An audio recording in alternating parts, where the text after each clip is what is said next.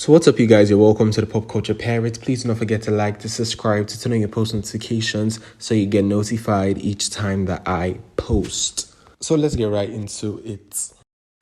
I think one thing we're going to have to get used to is that whenever Beyoncé gets up on that stage, she's going to devour a performance. She will devour a performance down.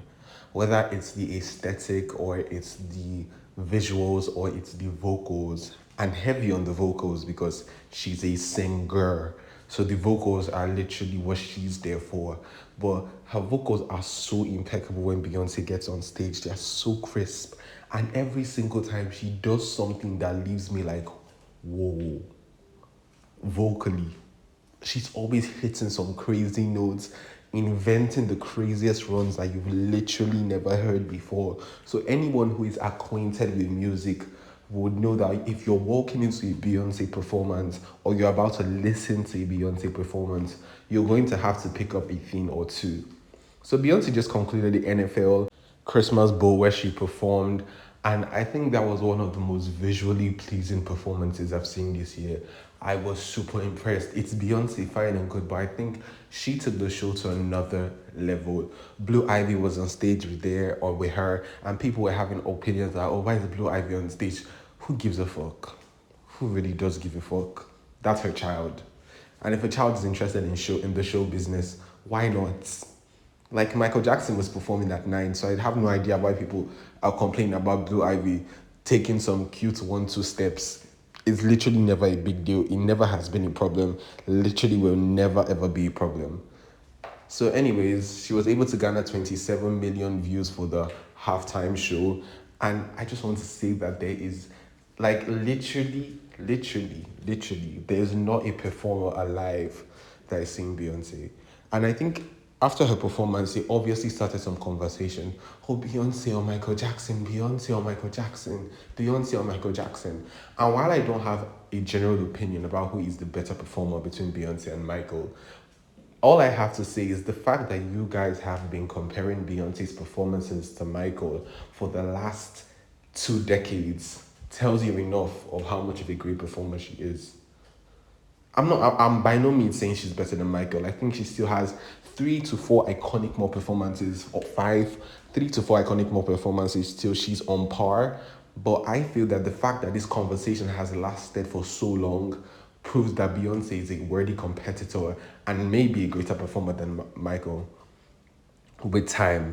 And when I say with time, I mean, but she just needs to bust out 1 or 2 more iconic moves, and that's it.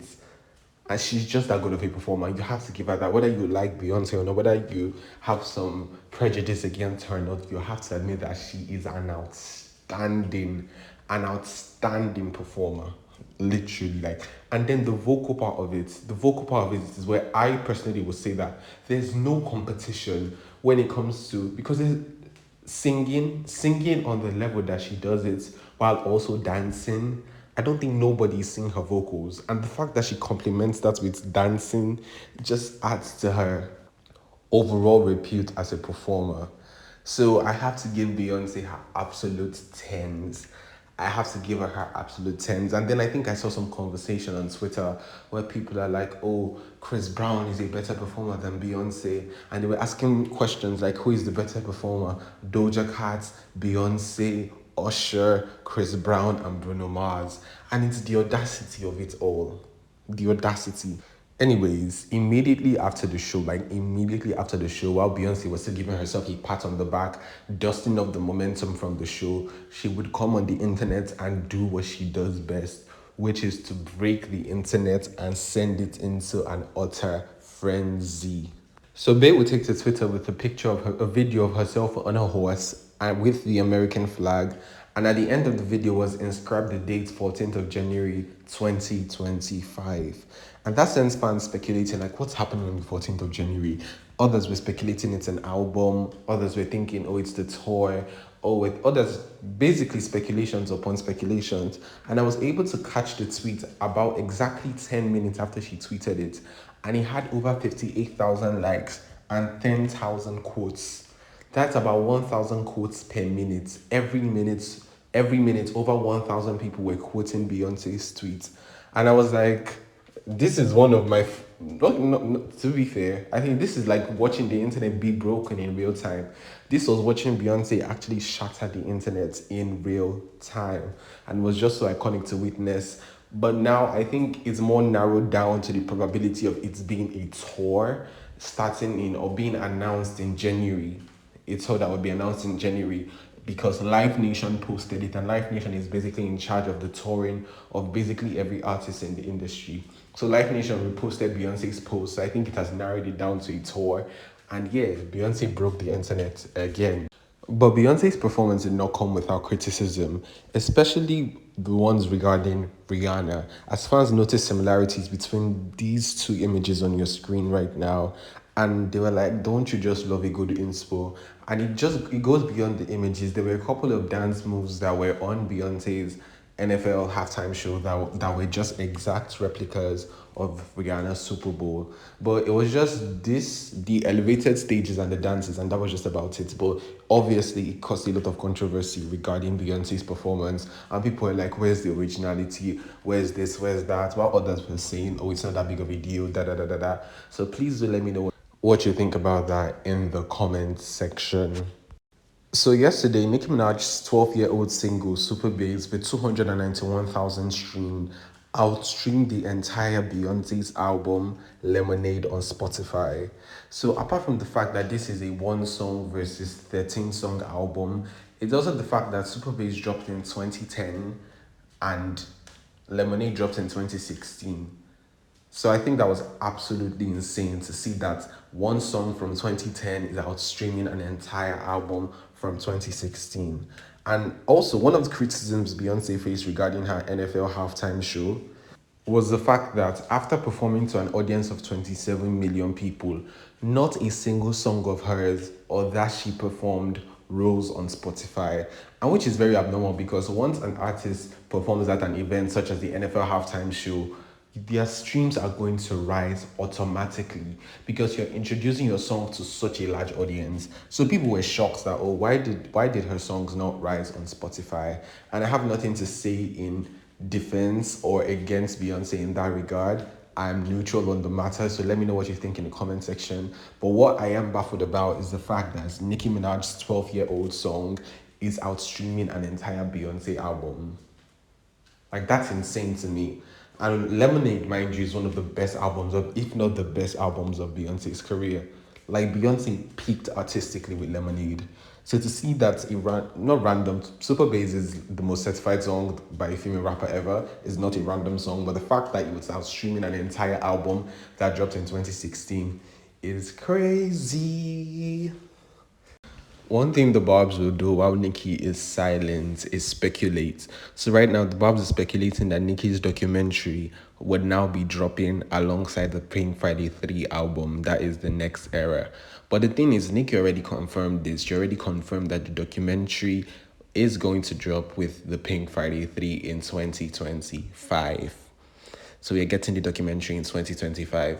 But then again, this is not the first time Nicki's promising us this documentary.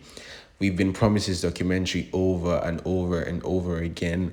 But I think also it makes more sense for it to come out next year than any other time because now it's going to include a lot more content in the documentary from the making of, because the documentary spans all the way back to between 2014 or 2016, one of them. Nicki says it spans all the way back to one of them, 2014 or 2016. So the documentary is spanning all the way back to either 2014 or 2016. It's going to include even the Queen era, a lot of vulnerable moments from Nicki all the way back then. And I feel really excited to watch all that. And then is now why I said it makes more sense for it to drop now, it's because now it's going to include the making of Pink Friday 2, the going on tour, the Pink Friday 2 Gag City tour. It's going to include the Gag City tour. So there's just a lot more material for her to post on this time around. And I think one of the parts that excite me the most was when Nicki shared sometime in 2022 that the documentary would feature a part where she gives birth to Papa Bear, to her child. But then there's something, the most magical thing I've ever experienced in my life. Mm-hmm. When you see your child come out of you. Oh my God. Nothing will ever compare to that feeling. If you live 105 years old, compared to that feeling. And people kept on telling me, yeah, well, once I said, why people don't tell me you about the pain and da da da? They said because they would tell me, well, it's because once you have the baby, you forget about it because you're so happy. And I'm like, no, I don't care what. But I understand now, all of that reward negates everything. Because even right now, and we're sharing it in my documentary that I'm working on. I know my fans about it. There's a part when we see my baby come out, I'm sitting there pushing, and then this little human comes out, he's crying. Every single time I get to that part in my documentary, I start bawling my eyes out. Like what I So SZA has officially parted ways with her manager Punch TDE. So Punch was SZA's management company alongside artists like Kendrick Lamar and has managed her for the longest time. So SZA would take to her IG to share that she's no longer with him, and she would say things like there's nothing to celebrate, that this is the end of an era. She wishes him the best, whatever his choices may be. She also went on to share that and to be clear, she loves Punch deeply, and no one should be attacking him or being cruel to him on her behalf. Sometimes people grow apart, and that's okay. And SZA is right, sometimes people do grow apart. People were speculating the reason she separated with Punch was because allegedly he was a bit too controlling over her releases, because sometimes SZA would want to release something and then she would share tweets like, oh, she has to wait for approval from her manager for a bunch of reasons, this and that. I think that's normal to wait for your manager to approve stuff, but I think it was getting a lot more technical regarding Punch and SZA, and it was for the best. Also, another reason people were speculating shady things, that Punch was being shady, was because a few days ago, SZA took to Twitter to share a tweet where she was basically saying that dudes try to sabotage me, not knowing it only motivates me, silly goose. And after a few days later, she would fire Punch. And although we can't really tell, I think 2 plus 2 equals 4. Like if Johnny had 4 apples, it's literally so clear. I'm not saying, I did not say that. It's not clear, but allegedly. I guess we'll never really actually know, but you know what we can do? Speculate. We will always have the power of speculation on our side. But here's where things started to get really messy with Punch. So after Punch got fired by SZA, it obviously brought him a lot of attention to his account, and where they found out he was talking about Nicki. Not a lot, but he was talking about Nicki.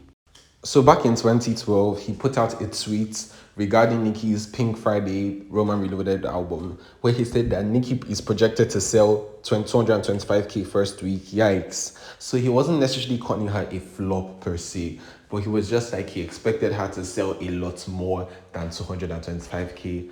And the Barbs were not playing with him. If certain artists, certain female rappers that are signed to him right now or to his management company sold like 11,000 first week. And it's like, if you were frowning at a 225k allegedly, like she did not sell 225k, she outsold 225k. So if you were frowning at that, what then do you have to say about your artists that are selling 11k? If you're trying to subtly see that 225k is flopping. But that's not even the end of it. Nicki actually went on to sell 253,000 copies first week and ended up with the highest first week sales for a rap album throughout the year 2012. So throughout 2012, Nicki had the highest first week sale for any rap album that drops that year. And here he was trying to clown her. And she even outsold Kendrick Lamar first week. And Kendrick is currently still signed to Punch. So he was trying to clown her when she outsold the limits that he projected, or some people projected, and outsold an artist that was signed to him. So I mean, it comes back to bite you. It always does come back to bite you. But here's what I did. I did not take that one tweet out of, I didn't blow it out of proportion in my head, because I feel he was just honestly shocked or expected her to sell more in general, which she actually did sell more. So I just took it that, oh, maybe he was just expectant. So I went down a rabbit hole of his tweet about Nicki, and he necessarily doesn't have anything bad to say about Nicki. He doesn't have any vendetta against Nicki or prejudice against Nicki on the surface level of it. Because I went back to his old tweets, as I said, and I saw tweets about him saying that Nicki is even more technically skilled than Tupac, and stated that she's one of the current superstars of rap in this generation. So I don't think he hates Nicki or is prejudiced against Nicki. I think it was just his tweets in general. But do let me know your opinions on that in the comment section. But that's about it for this video. Please do not forget to like, to subscribe, to turn on your post notifications so you get notified each time that I post.